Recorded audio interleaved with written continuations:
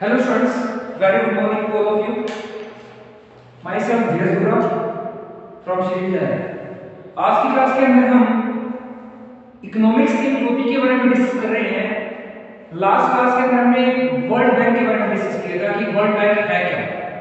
तो world bank विश्व bank के बारे में डिस्कस किया था। विश्व बैंक पूरे देश के अंदर, पूरी कंट्री के अंदर हम बात करें तो पूरी कंट्री के अंदर जितने भी, अगर हम बात करें पूरे वर्ल्ड वाइड जितने भी देश हैं, उन देशों के अंदर बैंकों की सीमाओं को, बैंकों की अर्थव्यवस्थाओं को, बैंकों को नियंत्रित करने के लिए जो बैंक बनाया हुआ है वर्ल्ड बैंक। लेकिन हमारे वर्ल्ड बैंक के साथ कैसे कनेक्शन है वो हम इस क्लास के अंदर डिस्कस करेंगे।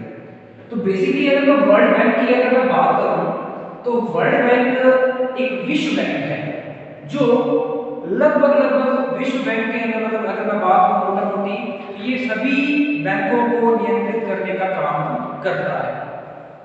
वर्ल्ड बैंक की स्थापना 27 दिसंबर 1945 को हुई थी और विश्व के अंदर सभी बैंकों को नियंत्रित करता है। अब हम बात कर रहे हैं कि विश्व बैंक के भारत के साथ कैसे संबंध थे, वो हम इस क्लास के अंदर डिस्कस करेंगे कि कैसे संबंध थे विश्व बैंक के भारत के साथ। सबसे पहले मैं बात करूं तो कुछ टॉपिक की बेस पर मैं इस टॉपिक को क्लियर करूंगा। सबसे पहले आपको देखिए आर्थिक सहायता। देखो आर्थिक सहायता का मतलब क्या है? इकोनॉमिकली हेल्प कर रहे हैं। इकोनॉमिकली हेल्प कैसे कर रहे हैं कि एक विश्व बैंक जो अन्य देशों के साथ क्या करता है, आर्थिक सहायता कैसे करता है। जैसे मान लीजिए वर्ल्ड बैंक है, ठीक है, वर्ल्ड बैंक, और इसके साथ बहुत सारी कंट्रीज जुड़ी हुई हैं। लगभग अगर मैं बात करूं तो 150 से भी ज्यादा कंट्रीज इसके साथ कनेक्ट है। जैसे इंडिया हो गया, पाकिस्तान हो गया, यूएसए हो गया, ठीक है, फ्रांस हो गया, ठीक है, और अगर मैं बात करूं इसके अलावा तो रसिया हो गया, ठीक है, बहुत सारी कंट्रीज इसके साथ कनेक्टेड है। लेकिन हर कंट्री को ये क्या करता है, ये आर्थिक सहायता प्रदान करता है। इकोनॉमिकली उनको हेल्प कैसे करता है? वर्ल्ड बैंक उनको लोन प्रोवाइड करता है, एडवांस देता है, उनके थ्रू क्या करता है, उनको हेल्प करता है। That is called economic help. Hope कि आगे आपको चीजें क्लियर हो गई होगी कि कैसे करता है। तो जैसे ही इकोनॉमिक हेल्प की बात करें तो इंडिया के अंदर 5 ईयर प्लान आए थे 1951 से। 5 ईयर प्लान जो आपके हिंदी में आज बोलते हैं पंचवर्षीय योजना। ये योजना स्टार्ट हुई 1951 में और हर 5 साल के बाद उस योजनाओं को एक नया रूप दिया जाता था। पहले पंचवर्षीय योजना पहले था, 5 साल बढ़ेगी, अगले 5 साल बढ़ेगी, अगले 10 साल बढ़ेगी। इस तरीके से 10 से 12 पंचवर्षीय योजनाएं संचालित की गई थी। अभी हाल ही में 13वीं पंचवर्षीय योजना चल रही है, ठीक है। तो अब अगर मैं बात करूं तो इकोनॉमिक हेल्प करने के बाद साथ साथ और भी अन्य फैक्टर हैं जिसके थ्रू ये क्या करता है, हेल्प करता है। सेकंड आपका आता है टेक्निकल, यानी तकनीकी सहायता। टेक्निकल हेल्प, अब टेक्निकल नाम से पता लग रहा है कि तकनीकी होगा, मतलब मशीनों से जुड़ा हुआ वर्ड। अब बेसिकली मान लो कि इंडिया है, इंडिया में मोस्ट ऑफ द प्रोडक्शन होता है लेबर से। किससे होता है? लेबर से, श्रमिकों से ही प्रोडक्शन होता है। आप कहीं पर चल लो, इंडिया में सबसे ज्यादा लेबर है, इतनी तो चाइना में नहीं होगी। हालांकि पॉपुलेशन के लेवल से हम देखें तो इंडिया सेकंड नंबर पे आता है, लेकिन सबसे ज्यादा लेबर कहाँ है? इंडिया में। और इंडिया में लेबर ज्यादा होने की वजह से प्रोडक्शन सारा लेबर पे डिपेंड होता है। इसीलिए इसको बोलते हैं labour incentive. Labour incentive, labour incentive का मतलब क्या है कि लेबर पे डिपेंड है। बट अगर हम बात करें टेक्निकल की तो टेक्निकल का मतलब होता है, टेक्निकल मतलब होगा मशीन। उस मशीनों के लिए इंडिया ट्राई कर धीरे धीरे अपनी लेबर इंसेंटिव को मशीन में कन्वर्ट कर रहा है कि वो चाहता है कि सारा का सारा प्रोडक्शन लेबर से ना हो, मशीन में हो जाए। और उसके लिए उसको क्या चाहिए? मशीनें चाहिए। और मशीनें खरीदने के लिए उसको कनेक्ट कौन करवाता है? World bank. वर्ल्ड बैंक क्या है? वर्ल्ड बैंक की बहुत सारी कंट्रीज के साथ कनेक्शन है। और वो क्या करता है, जिस कंट्री के पास टेक्निकल हेल्प बहुत ज्यादा हो रही है उससे जिसके पास कम हो रही है उनसे कनेक्ट कर देता है, जिससे क्या होता है, हर देश को टेक्निकली डेवलप कर देता है वर्ल्ड बैंक। तो not only economically but also technically भी इनको क्या करता है, हेल्प करता है। साथ वो आर्थिक सहायता भी प्रदान करता है। इसके बाद अगर हम बात करें, हमारा थर्ड पॉइंट आता है टेक्निकल के बाद, वो आता है हमारा कि स्पेशल असिस्टेंस यानी स्पेशल सर्विसेज भी प्रोवाइड करता है। थर्ड पॉइंट है हमारा स्पेशल एड्स। अब एड्स से हमें मतलब है सर्विसेज, स्पेशल सर्विसेज। अब वर्ल्ड बैंक की बात करें तो वर्ल्ड बैंक स्पेशल सर्विसेज कौन कौन सी प्रोवाइड करता है, तो वो देख लीजिए। तो world bank basically financial help भी करता है। फाइनेंशियल हेल्प कैसे करता है? फाइनेंशियल हेल्प ऐसे करता है कि किसी भी कंट्री को अगर लोन वगैरह चाहिए या वो काफी लॉस में है, तो ऐसी कंट्रीज को लॉस से कवर करने के लिए स्पेशल एड सर्विसेज प्रोवाइड की जाती है। किसके थ्रू? वर्ल्ड बैंक के through. World bank time to time ऐसी सर्विसेज प्रोवाइड करता है जिसके थ्रू कंट्रीज को लोन मिल जाता है और वो अपने प्रोडक्शन एक्टिविटी को आगे स्टार्ट कर देती है, उत्पादन करना स्टार्ट कर देती है। तो इसके माध्यम से लोन वगैरह की फैसिलिटी मिल जाती है और वो अपने पंचवर्षीय योजनाओं में ऐसी लोन की फैसिलिटी के साथ साथ विश्व शांति की दिशा में एक महत्वपूर्ण योगदान देती है, जिससे झगड़ा वगैरह नहीं आता। अब मैं बात करूं तो नहरी विवाद को भी दूर करती है। देखो भारत के साथ उसने नहरी विवाद को दूर किया। पाकिस्तान के साथ हमारा नहरी विवाद चल रहा है 1960 में। 1960 की बात है, पाकिस्तान और भारत का नहरी विवाद चल रहा था, वो दूर किया था वर्ल्ड बैंक ने। तो ये नहरी विवाद को लेकर जो भी हमारे बीच में संबंध थे, वो संबंध दूर कर दिए। उनके झगड़े को दूर करने के लिए नहरी विवाद के लिए भी ये प्रचलित है, ठीक है। और जो तनाव था वो दूर हो गया था, क्योंकि वर्ल्ड बैंक ने हमारे बीच के दबाव को, तनाव को दूर किया था, ठीक है। यहाँ तक चीजें क्लियर है क्या? अब हम बात कर रहे हैं कुछ आलोचनाओं की। इसकी इतनी सारी खासियत होने के बावजूद भी कुछ आलोचनाएं हमें देखने को मिलती है। अब कुछ आलोचनाएं कौन कौन सी है वो आपको मैं लिख रहा हूँ यहाँ पर, स्क्रीन की होगी स्टूडेंट सभी को। चलिए ये आलोचनाएं मैं साइड में लिख रहा हूँ आपको। तो आलोचनाएं कौन कौन सी हैं वो देखिएगा। सबसे पहली आलोचना है कि ब्याज दर का अधिक होना। ब्याज दर बहुत ज्यादा होती है ऋण पर। ब्याज दर की अधिकता ऋण को क्या करती थी? जन्म देती थी, और इससे कम से कम ऋण लिए जाते थे अन्य देशों द्वारा।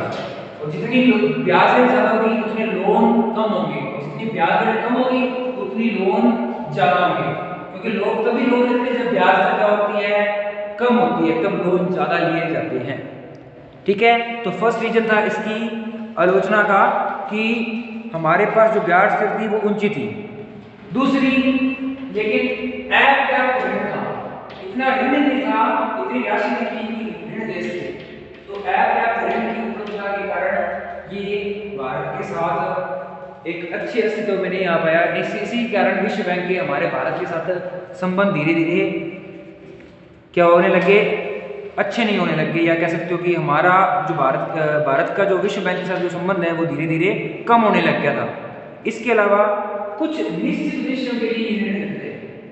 निश्चित उद्देश्य के लिए ऋण देने के कारण वो मतलब ही बन गए, तो कहीं ना कहीं निश्चित उद्देश्यों के लिए ऋण देते थे, कभी ना कभी आपातकालीन स्थिति में ऋण देते थे।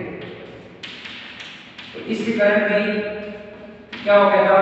ये भारत का विश्व बैंक के साथ संबंध अच्छा नहीं होता।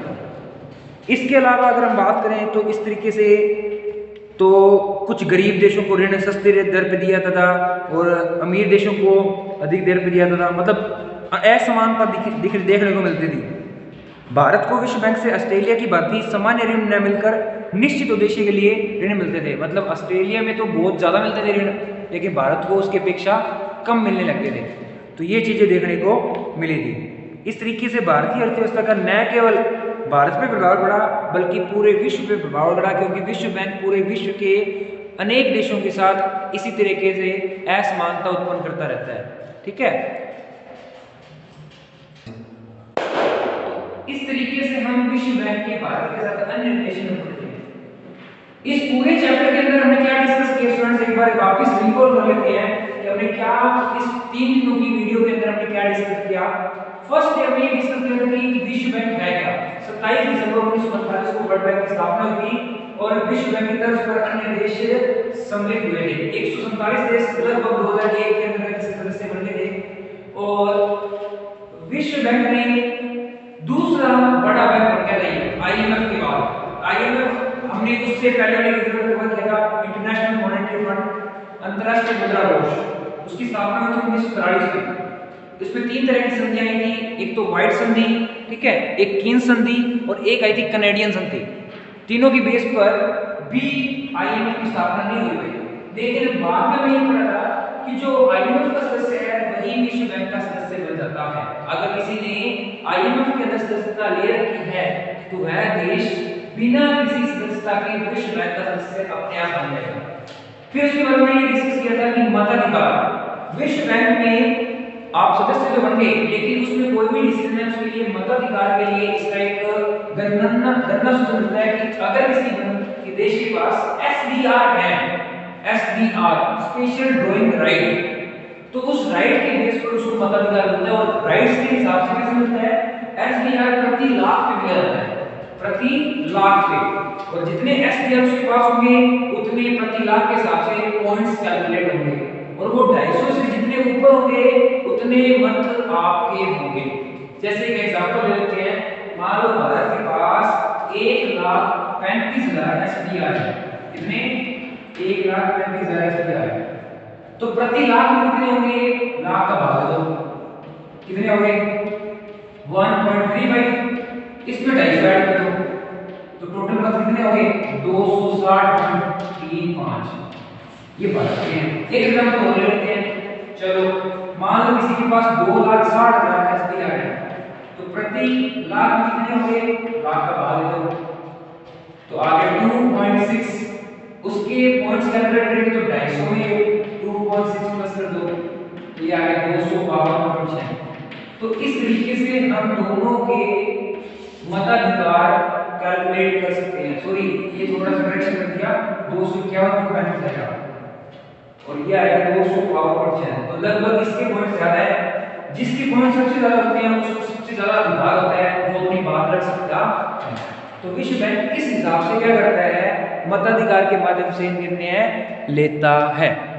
यहाँ तक चीजें क्लियर है कि सभी को? अगर किसी को कोई डाउट है तो कमेंट बॉक्स में आप कमेंट करके अपने डाउट हैं वो सेंड कर सकते हैं, ठीक है। और इस तरह की वीडियो अगर आपको कंटिन्यू देखनी है तो हमारे चैनल को सब्सक्राइब करें और लेटेस्ट नोटिफिकेशन के लिए हमारे बेल आइकॉन का बटन दबाएं, और अगर वीडियो पसंद आई है तो लाइक करें। Thank you. Good morning students, myself Dheeraj Gupta. आज की क्लास में हम डिस्कस करेंगे वर्ल्ड बैंक के बारे में, विश्व बैंक के बारे में। हम सब इस बैंक से अवेयर हैं, विश्व बैंक क्या है। देखो नाम से पता लग रहा है, विश्व बैंक ऐसा बैंक जो वर्ल्ड वाइड कंट्रोल करता है सारी कंट्रीज को।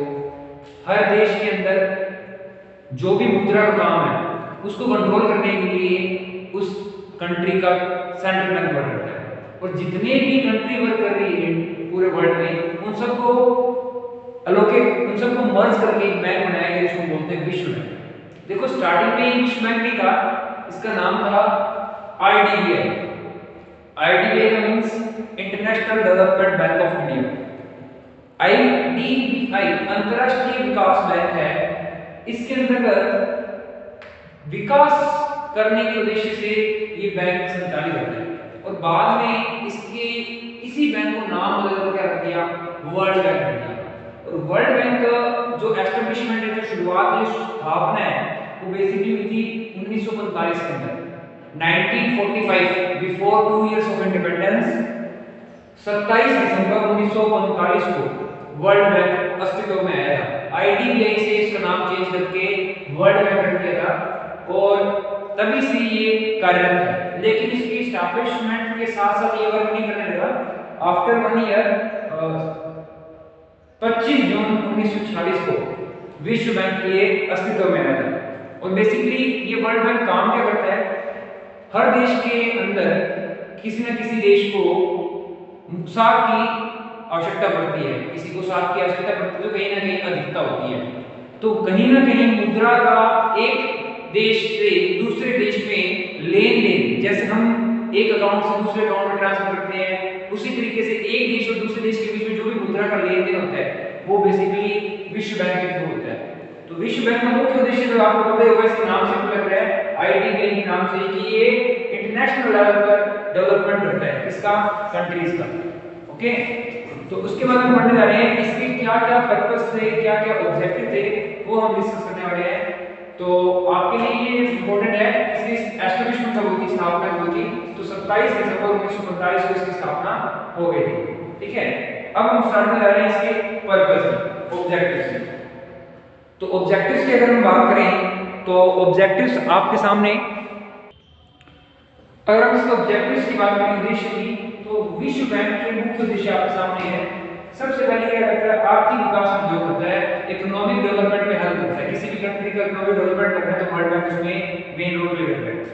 सेकंड आता है इंटरनेशनल इन्वेस्टमेंट में हेल्प करता है। इंटरनेशनल इन्वेस्टमेंट मतलब अंतरराष्ट्रीय स्तर पर जो भी विनियोग होता है एक देश दूसरे देश के अंदर, जो भी इन्वेस्टमेंट करता है, like MNC company, multinational company भी एक देश के अंदर दूसरे देश से क्या करती है, एक देश की मल्टीनेशनल कंपनी दूसरे देश में क्या करती है, अपना पैसा लगाती है और वहां बिजनेस करती है। सपोज कोका कोला श्रीलंका की कंपनी है, मोर देन 1 कंट्रीज के अंदर वर्क कर रही है, तो ये बेसिकली इंटरनेशनल इन्वेस्टमेंट का एग्जांपल है। फिर आती है हमारे पास दीर्घकालीन अनुपात, भुगतान संतुलन अनुपात में साम्य करना। जो लॉन्ग टर्म के लिए जो पेमेंट्स दी जाती है उनके अंदर बैलेंस करने का काम किसका है, विश्व बैंक का, यानी वर्ल्ड बैंक का। वर्ल्ड बैंक क्या करता है, वर्ल्ड लेवल पर, यानी वर्ल्ड लेवल पर जो भी पेमेंट्स हो रही है इन एक्सपोर्ट और इंपोर्ट दोनों के अंदर बैलेंस करता है। एक्सपोर्ट को इंपोर्ट से मैच करने के लिए जो भी पेमेंट्स पेंडिंग में एक्सेस में हो, चाहे वो डेफिसिट में हो, चाहे वो कम हो चाहे ज्यादा हो, उनका पेमेंट करके ये बैलेंस करा जाता है। फिर आता है शांतिकालीन अर्थव्यवस्था। ये क्या कहता है कि जो भी इकोनॉमी, अगर मान लो इकोनॉमी कोई कंट्री किसी कंट्री की कॉन्फ्लिक्ट में आ गई, यानी उनके बीच में कोई मतभेद हो गया, तो उस केस में क्या करेगा, वर्ल्ड बैंक दोनों कंट्रीज के इकोनॉमिक कंडीशन को स्टेबल करने का काम करता है। तो ये हमारे उद्देश्य थे विश्व बैंक के उद्देश्य। अब हम बात कर रहे हैं बेसिकली इसकी सदस्यता कि वर्ल्ड बैंक के अंदर कौन मेंबर हो सकता है। तो स्टूडेंट्स, अगर वर्ल्ड बैंक का मेंबर बनना है तो आपको पता होगा वर्ल्ड बैंक के बाद से पहले एक बैंक आया था आईएमएफ।